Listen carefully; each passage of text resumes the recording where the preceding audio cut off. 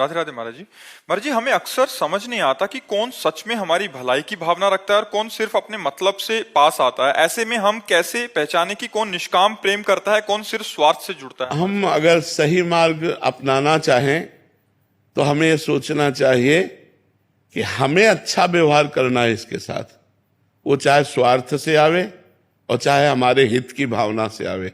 हमारा व्यवहार कैसा होना चाहिए, बस हमें अपना देखना है।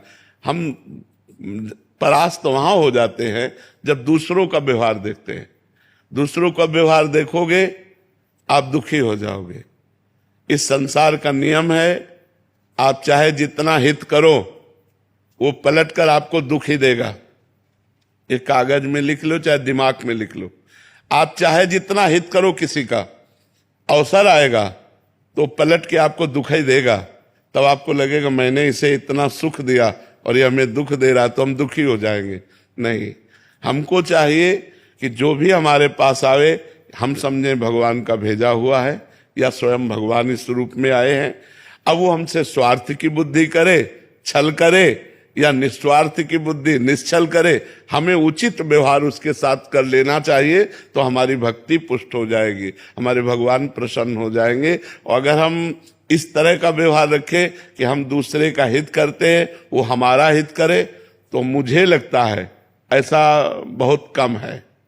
ऐसा हृदयों की मायाकृत रचना है कि, और हम लोग ये चाहते हैं कि अगर हम किसी का थोड़ा हित करें तो थोड़ा तो कृतज्ञता दिखाए, लेकिन असंभव है।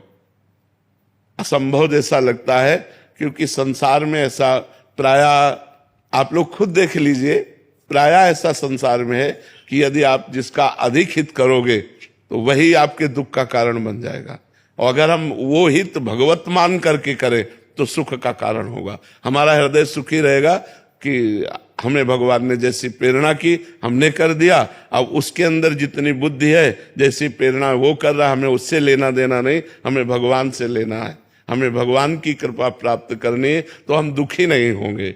नहीं तो परोपकार करने में प्रवीण से प्रवीण पुरुष को पलट करके दुख ही मिला है। संसार दुख ही देता है। पाए जान जगत में सब जन कपटी कुटिल कलयुगी टंचु। वो कपट से मिलेगा, वो छल से मिलेगा, वो कलयुग के प्रभाव से प्रभावित होगा, तो आपका हृदय दुखी हो जाएगा कि हमने तो इसका हित किया, ये हमारा अहित कर रहा है।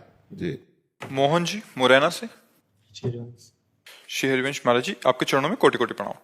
गुरुदेव भगवान, ये मन बहुत प्रमादी है, अलग अलग प्रकार के तर्क प्रस्तुत करके परमात्मा को बढ़ावा देता है। महाराज